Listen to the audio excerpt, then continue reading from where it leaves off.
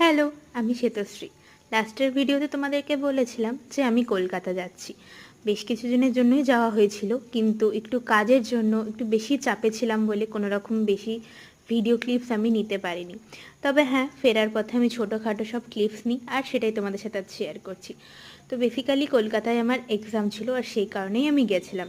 তো ফেরার পথে আমার আধা রাস্তায় আমার বোনের সাথে ভিডিও কলিংয়েই কেটেছে। আমি প্রত্যেকটা জার্নিতেই যতটা পারি ওদের সাথে কথা বলতে বলতে চলে আসি, তাতে আমার একটু জার্নিটাও ইজি হয় আর কখন যে সময় কেটে যায় আমি বুঝতে পারি না।